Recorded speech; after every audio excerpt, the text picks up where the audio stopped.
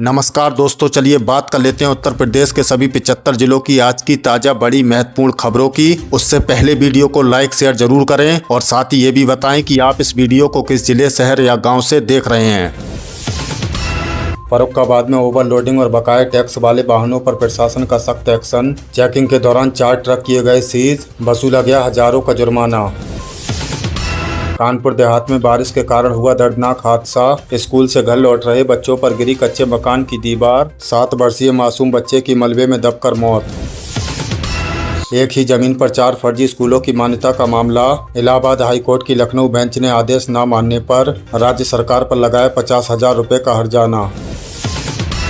Kanpur police को मिली बड़ी कामयाबी। पिछले 40 सालों में पुलिस की आंखों में धूल झोंककर फरार चल रहा कुख्यात मानव तस्कर आखिरकार गिरफ्तार। लखनऊ के आशियाना इलाके में 3 दिन से लावारिस खड़ी कार के अंदर से बरामद हुआ सड़ चुका शव। तेज दुर्गंध आने पर खुली खौफनाक सच्चाई। आगरा में साइबर ठगों का बड़ा शिकार। पूर्व बीजेपी सांसद के बेटे को जालसाजों ने की 17 लाख रुपए की भारी ठगी। पुलिस ने शुरू की तफ्तीश। राजधानी लखनऊ की सड़कों पर देखने को मिला खौफनाक मंजर। बीच सड़क पर दौड़ती कार अचानक बनी आग का गोला। गाड़ी में फंसे युवक की जिंदा जलकर हुई मौत। यूपी के कई जिलों में बाढ़ का खतरा मंडराया। बाराबंकी में सरयू नदी का जल स्तर खतरे के निशान से 14 सेंटीमीटर ऊपर पहुंचा। कई गांवों में घुसा पानी। बरेली में भारतीय किसान यूनियन के नेता मोहम्मद शोएब की बेहद संदिग्ध परिस्थितियों में हुई मौत। साथ मौजूद 2 अन्य युवक गंभीर हालत में अस्पताल में कराए गए भर्ती। प्रतापगढ़ में महिला को बंधक बनाकर लूटपाट करने वाले गिरोह से पुलिस की मुठभेड़। जवाबी फायरिंग में बदमाश घायल, लूटे गए गहने और हथियार बरामद। रायबरेली में सराफा की दुकान में चोरी कराने वाले शातिर गिरोह का पर्दाफाश। एसओजी और पुलिस की संयुक्त टीम के साथ हुई मुठभेड़ में 5 चोर गिरफ्तार, 2 को लगी गोली। मुंशीनगर के गन्ना किसानों के लिए राहत भरी खबर। गड्ढा स्थित चीनी मिल में जल्द शुरू होगी आधुनिक टिश्यू कल्चर लैब। किसानों को मिलेगी रोग मुक्त और उच्च पैदावार वाली गन्ने की नई पौध। मणिपुर में तैनात हरदोई के मूल निवासी सीआरपीएफ जवान की संदिग्ध परिस्थितियों में गोली लगने से मौत। आत्महत्या के दावों से भड़के परिजनों ने सब सड़क पर रखकर लगाया लंबा जाम। अलीगढ़ में लूडो खेलते खेलते भिड़े 2 पक्ष। बीच सड़क पर लाठी डंडे चले, लंबा जाम लगा। पुलिस ने मौके पर पहुंचकर संभाली स्थिति। दोस्तों आज की खबर अलीगढ़ से आ रही है, जहां एक मामूली से लूडो गेम बड़े बवाल का कारण बन गया। जानकारी के मुताबिक सड़क किनारे लूडो खेल रहे 2 गुटों के बीच किसी बात को लेकर कहासुनी हो गई, जो देखते ही देखते हिंसक झड़प में बदल गई। बीच सड़क पर जमकर लाठी डंडे चले, जिसकी वजह से पूरे इलाके में लंबा ट्रैफिक जाम लग गया। राहगीरों को परेशानी का सामना करना पड़ा। सूचना मिलते ही भारी पुलिस बल मौके पर पहुंचा। हालात को काबू में करने के लिए पुलिस को हल्का बल प्रयोग करना पड़ा। फिलहाल कुछ उपद्रवियों को हिरासत में ले लिया गया है और इलाके में शांति बनाए रखने के लिए फोर्स तैनात है। यूपी में मूसलाधार बारिश का कहर जारी। अलग अलग हादसों में 15 लोगों की दर्दनाक मौत। एक ही परिवार के 6 सदस्य शामिल। उत्तर प्रदेश के कई जिलों में भारी बारिश से जनजीवन पूरी तरह अस्त व्यस्त हो गया है। बारिश की वजह से अलग अलग हादसों में अब तक 15 लोगों की जान जा चुकी है। सबसे दर्दनाक हादसा एक जिले में हुआ, जहाँ बारिश के कारण एक कच्चा मकान ढहने से एक ही परिवार के 6 लोगों की मौत हो गई। इसके अलावा कई अन्य स्थानों पर दीवार गिरने और करंट लगने से भी दर्जनों लोग घायल हुए हैं। प्रशासन की टीमें राहत और बचाव कार्य में जुटी हैं और प्रभावित परिवारों को उचित मुआवजा देने की बात कही जा रही है। आप भी सतर्क रहें और जर्जर इमारतों से दूर रहें। यूपी पुलिस कांस्टेबल भर्ती 2026 17 अगस्त से शुरू होगा डॉक्यूमेंट वेरिफिकेशन और फिजिकल टेस्ट। अभ्यर्थी अपने ये जरूरी कागजात तैयार रखें। पुलिस विभाग में नौकरी की तैयारी कर रहे युवाओं के लिए एक बेहद जरूरी अपडेट है। यूपी पुलिस कांस्टेबल भर्ती प्रक्रिया का अगला चरण यानी डॉक्यूमेंट वेरिफिकेशन और फिजिकल स्टैंडर्ड टेस्ट 17 अगस्त से शुरू होने जा रहा है। भर्ती बोर्ड ने उम्मीदवारों को निर्देश दिया है कि वे अपने सभी मूल दस्तावेज जैसे कि 10वीं 12वीं की मार्कशीट, जाति प्रमाण पत्र, निवास प्रमाण पत्र और आधार कार्ड पूरी तरह से तैयार रखें। अगर किसी भी दस्तावेज में कोई कमी या फर्जीवाड़ा पाया गया तो उम्मीदवारी तुरंत रद्द कर दी जाएगी। परीक्षा केंद्र पर रिपोर्टिंग का समय और एडमिट कार्ड भर्ती बोर्ड की आधिकारिक वेबसाइट पर जल्द ही अपलोड कर दिए जाएंगे। डार्क कैबिन वाले कैफे पर छापा, पुलिस की बड़ी कार्रवाई। छोटे छोटे डार्क कैबिन वाले कैफे पर पड़ा छापा। आपत्तिजनक हालात में मिले 22 कपल्स। शहर में चल रहे अवैध और अनैतिक कार्यों के खिलाफ पुलिस ने एक बड़ा अभियान चलाया है। हाल ही में पुलिस की एक विशेष टीम ने एक कैफे में अचानक छापेमारी की, जहां छोटे छोटे और अंधेरे कैबिन बनाकर युवाओं को प्राइवेसी दी जा रही थी। इस छापेमारी के दौरान पुलिस ने 22 लड़के लड़कियों को आपत्तिजनक स्थिति में पकड़ा। पुलिस को देखते हुए वहां मौजूद लड़कियां रोने लगी और उनके पसीने छूट गए। पुलिस ने कैफे मालिकों को तुरंत हिरासत में ले लिया है और कैफे को सील कर दिया गया है। प्रशासन का कहना है कि बिना सही परमिट के इस तरह का कैबिन बनवाना पूरी तरह से गैरकानूनी है और ऐसे कैफे पर आगे भी कार्रवाई जारी रहेगी। विश्वविद्यालयों के हॉस्टल तक पहुंच रहा है ड्रग्स का काला कारोबार। गोरखपुर दीक्षांत समारोह में राज्यपाल आनंदी पटेल ने जताई कड़ी नाराजगी। गोरखपुर विश्वविद्यालय के दीक्षांत समारोह में हिस्सा लेने पहुंची उत्तर प्रदेश की राज्यपाल आनंदीबेन पटेल ने एक बड़े मुद्दे पर अपनी नाराजगी जाहिर की है। उन्होंने अपने संबोधन में साफ कहा कि विश्वविद्यालयों के हॉस्टल में अब नशे और ड्रग्स का सामान धड़ल्ले से पहुँच रहा है, जो छात्रों के भविष्य को बर्बाद कर रहा है। राज्यपाल ने विश्वविद्यालय प्रशासन और पुलिस को सख्त निर्देश दिए हैं कि हॉस्टलों में सघन चेकिंग अभियान चलाया जाए और ड्रग्स सप्लाई करने वाले नेटवर्क को जड़ से खत्म किया जाए। उन्होंने शिक्षकों से भी अपील की कि वे छात्रों की काउंसलिंग करें। लखनऊ के कीरा ग्राम पंचायत की अनोखी पहल, बायोगैस से हो रहा है बिजली का उत्पादन, गांव वालों को मिल रही है मुफ्त और क्लीन एनर्जी। लखनऊ जिले के कीरा ग्राम पंचायत ने इनोवेशन की एक नई मिसाल पेश की है। इस गांव में गोबर और जैविक कचरे का सही इस्तेमाल करते हुए एक बड़ा बायोगैस प्लांट लगाया गया है, जिससे अब पूरे प्रदेश के लिए बिजली पैदा की जा रही है। इस शानदार पहल से न सिर्फ गाँव की सड़कों पर लगी स्ट्रीट लाइट जल रही है, बल्कि घरों को भी मुफ्त और साफ ऊर्जा मिल रही है। इससे गांव में गंदगी की समस्या भी खत्म हुई है। प्रशासन भी इस पंचायत के मॉडल की तारीफ कर रहा है और इसे आसपास के अन्य गांव में भी लागू करने की योजना बना रहा है।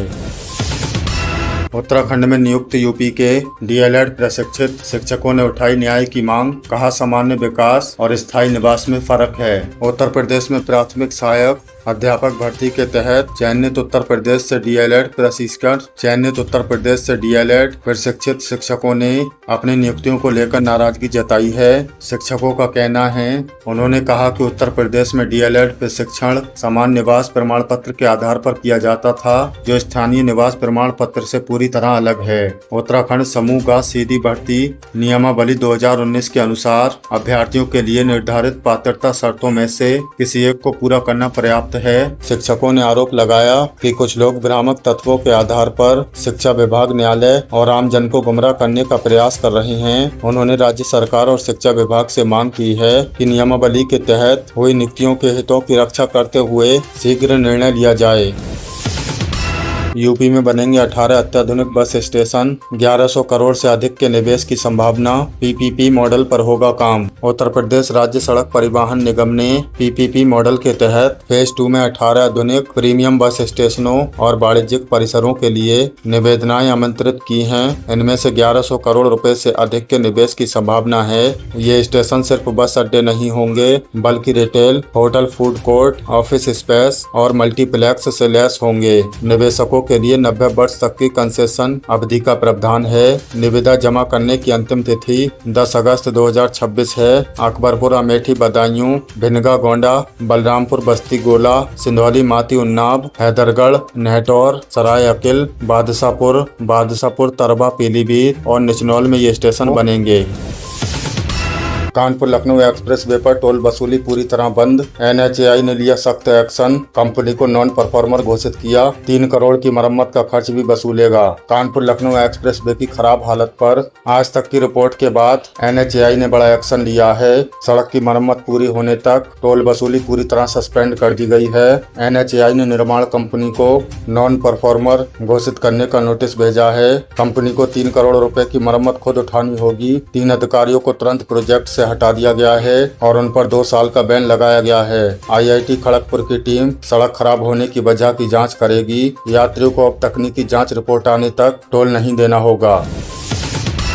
यूपी के सभी 75 जिलों में होगा डेयरी कॉन्क्लेव 2026। किसानों और पशुपालकों को मिलेगा सीधा लाभ, आधुनिक तकनीक और वैज्ञानिक पशुपालन पर जोर। किसानों और पशुपालकों के लिए अच्छी खबर, 6 अगस्त को उत्तर प्रदेश के सभी 75 जिलों में एक साथ डेयरी कॉन्क्लेव 2026 का आयोजन होगा। ये कार्यक्रम दुग्धशाला विकास विभाग के 50 साल पूरे होने के उपलक्ष्य में किया जा रहा है। किसानों को आधुनिक डेयरी प्रबंधन, चारा प्रबंधन, पशु रोग नियंत्रण और टीकाकरण की जानकारी दी जाएगी। मुख्यमंत्री स्वदेशी गौ संवर्धन योजना, मिनी नंदिनी और नंदिनी कृषक समृद्धि योजना के चयनित लाभार्थियों को चयनित पत्र भी बांटे जाएंगे। के ने सभी हितधारकों से अधिक संख्या में जुड़ने की अपील की है।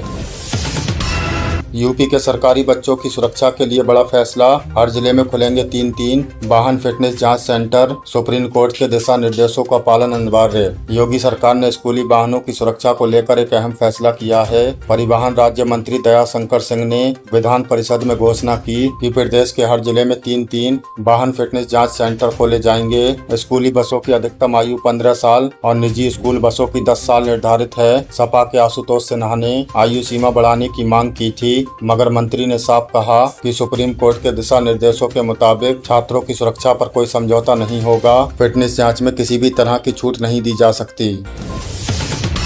योगी सरकार ने भर्ती परीक्षाओं को फुल प्रूफ बनाने के लिए जारी किए 66 करोड़। पेपर लीक रोकने के लिए आधुनिक तकनीक और पारदर्शी व्यवस्था का ऐलान। युवाओं के लिए अच्छी खबर, योगी सरकार ने भर्ती परीक्षाओं में पारदर्शिता लाने के लिए 66 करोड़ रुपए का प्रावधान किया है। इस राशि से परीक्षा प्रणाली को आधुनिक और फुल प्रूफ बनाने का काम होगा ताकि पेपर लीक जैसी घटनाएं रोकी जा सकें। सरकार ने पहले ही एंटी पेपर लीक कानून लागू कर दिया है, जिसमें दोषियों को 10 साल तक की सजा और 1 करोड़ रुपए तक का जुर्माना हो सकता है। अब तकनीकी सुधारों के जरिए परीक्षा व्यवस्था को और मजबूत किया जाएगा ताकि युवाओं को न्याय मिल सके।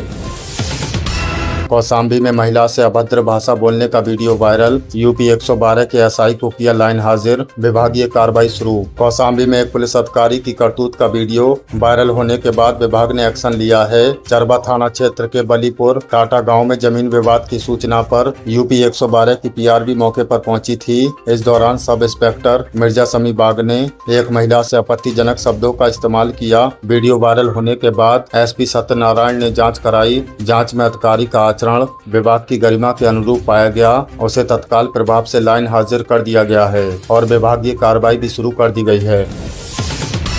इलाहाबाद हाईकोर्ट ने पूछा यूपी सरकार से, पंचायत चुनाव समय पर क्यों नहीं हो सके। 26 मई को खत्म हो चुका था कार्यालय, 11 अगस्त अगली सुनवाई। इलाहाबाद हाईकोर्ट ने यूपी सरकार से सवाल किया है कि पंचायत चुनाव समय पर क्यों नहीं कराए जा सके। कोर्ट ने कहा कि चुनाव की प्रक्रिया कार्यालय समाप्त होने से कम 2 साल पहले शुरू होनी चाहिए। पंचायतों का 5 साल का कार्यालय 26 मई 2026 को खत्म हो चुका है, मगर अब तक चुनाव नहीं हुए। कोर्ट ने राज्य सरकार से रिकॉर्ड तलब किए हैं ताकि ये पता लगाया जा सके कि देरी के पीछे सरकार की लापरवाही थी या कोई अन्य वजह। अगली सुनवाई 11 अगस्त को होगी।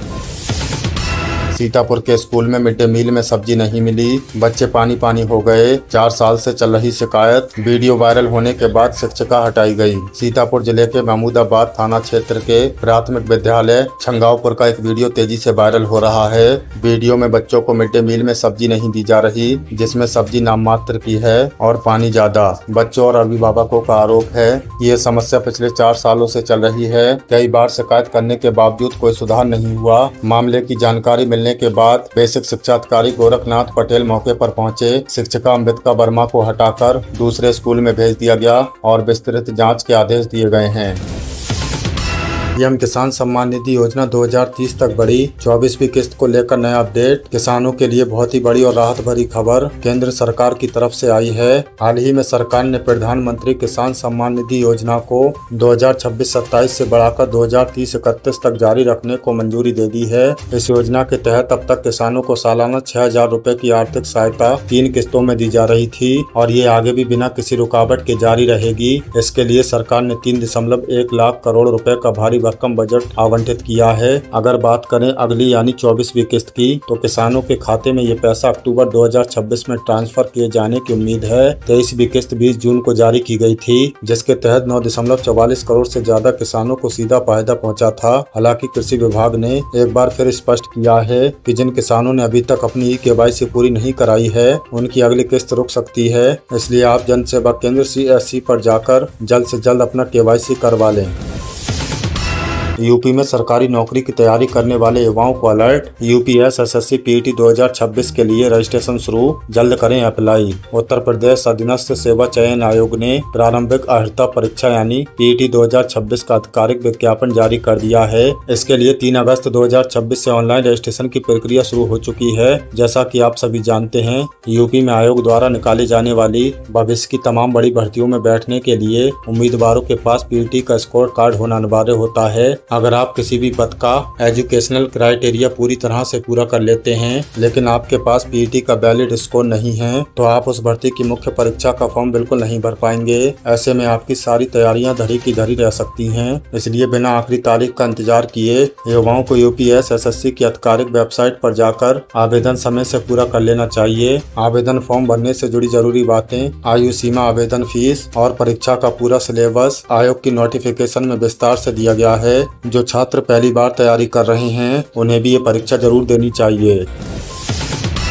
दिव्यांग छात्राओं के लिए योगी सरकार की नई पहल, मेधावी बेटियों को मिलेगी मुफ्त मोटराइज्ड ई-ट्राई साइकिल। पढ़ाई लिखाई के प्रति सच्ची लगन रखने वाली दिव्यांग छात्राओं की राह आसान करने के लिए उत्तर प्रदेश सरकार ने एक बहुत ही मददगार और नई योजना की शुरुआत की है। मुख्यमंत्री योगी आदित्यनाथ के निर्देश पर अब प्रदेश की दिव्यांग छात्राओं को सरकार की तरफ से मोटराइज्ड ई-ट्राई साइकिल यानी बैटरी से चलने वाली ट्राई साइकिल दी जाएगी। इस योजना का फायदा मुख्य रूप से उन छात्राओं को मिलेगा जो नियमित रूप से किसी मान्यता प्राप्त स्कूल, कॉलेज या किसी भी व्यावसायिक प्रशिक्षण संस्थान में पढ़ाई कर रही हैं। सरकार का साफ कहना है, ये ई-ट्राई साइकिल मिलने से इन बेटियों को अपने घर से स्कूल या कॉलेज तक आना जाना आसान हो जाएगा और उनकी शारीरिक अक्षमता कभी उनकी शिक्षा के रास्ते में रुकावट नहीं बनेगी। विभाग द्वारा इसके लिए आवेदन प्रक्रिया को आसान बनाया जा रहा है। निश्चित तौर पर यह कदम गरीब और पिछड़े परिवारों की उन मेधावी बेटियों के लिए एक बड़ा संबल साबित होगा जो तमाम मुश्किलों के बावजूद अपनी पढ़ाई जारी रखना चाहती हैं। सरकारी कर्मचारियों के लिए पेंशन अपडेट। अब तक 1,18,000 से ज्यादा कर्मचारियों ने चुनी यूनिफाइड पेंशन स्कीम। सरकारी कर्मचारियों के लिए रिटायरमेंट के बाद की सुरक्षा हमेशा से एक बड़ा विषय रहा है। हाल ही में संसद में वित्त मंत्रालय द्वारा दी गई जानकारी के मुताबिक मध्य जुलाई 2026 तक 1,18,000 से ज्यादा सरकारी कर्मचारियों ने पुरानी पेंशन छोड़कर नई यूनिफाइड पेंशन स्कीम का विकल्प चुन लिया है। ये नई पेंशन 1 अप्रैल 2025 से लागू हुई थी, जिसका मकसद रिटायरमेंट के बाद कर्मचारियों को सुनिश्चित मासिक पेंशन की गारंटी देना है। ये योजना उन कर्मचारियों के लिए भी उपलब्ध कराई गई थी जो 31 मार्च 2025 या उससे पहले रिटायर्ड हो चुके हैं और जिनकी 10 साल की रेगुलर सर्विस पूरी हो चुकी थी। कर्मचारियों के सुझावों को मानते हुए सरकार ने UPS में शिफ्ट होने की आखिरी तारीख को बढ़ा दिया था। उत्तर प्रदेश में तैनात कई केंद्रीय और राज्य कर्मचारियों का रुझान इस सुरक्षित पेंशन मॉडल की तरफ बढ़ रहा है। सरकार ने स्पष्ट किया है कि फिलहाल इस स्कीम के नियमों में कोई बदलाव करने का प्रस्ताव नहीं है।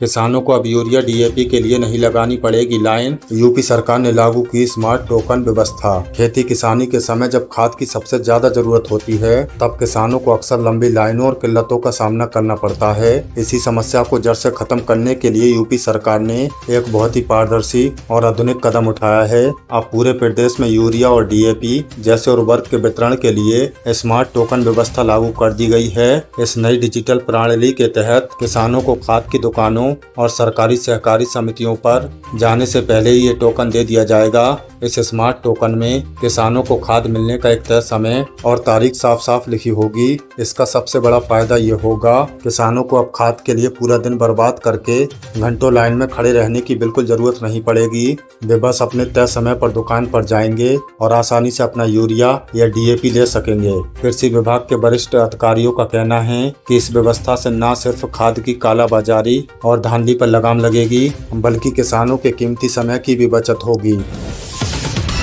अनाथ बच्चों का सहारा बनी यूपी सरकार की मुख्यमंत्री बाल सेवा योजना। पढ़ाई और बेहतर पालन पोषण के लिए हर महीने मिलते हैं 4,000 रुपए। ऐसे बच्चे जिन्होंने दुर्भाग्यवश अपने माता पिता दोनों को या परिवार के मुख्य कमाने वाले सदस्य को खो दिया है, उनके लिए उत्तर प्रदेश मुख्यमंत्री बाल सेवा योजना एक बड़ा आर्थिक सहारा है। शुरुआत में ये योजना कोविड-19 के दौरान अनाथ हुए बच्चों के लिए लाई गई थी, लेकिन बाद में इसे सामान्य रूप से भी लागू कर दिया गया है। इस योजना के तहत बच्चे के वयस्क 18 वर्ष होने तक उसकी पढ़ाई लिखाई और रोजमर्रा की जरूरतों के लिए सरकार की तरफ से उसके लीगल गार्जियंस के बैंक खाते में 4,000 रुपए प्रति माह की सहायता दी जाती है। इसके अलावा जो बच्चियां 11वीं कक्षा या उससे ऊपर की पढ़ाई कर रही हैं, उन्हें पढ़ाई के लिए अलग से लैपटॉप भी दिया जाता है। इस योजना का लाभ लेने के लिए परिवार की सालाना आय 3 लाख रुपए से कम होनी चाहिए। आवेदन के लिए अपने जिले के बाल विकास एवं पुष्टाहार विभाग या प्रोबेशन अधिकारी DOP कार्यालय से संपर्क कर सकते हैं।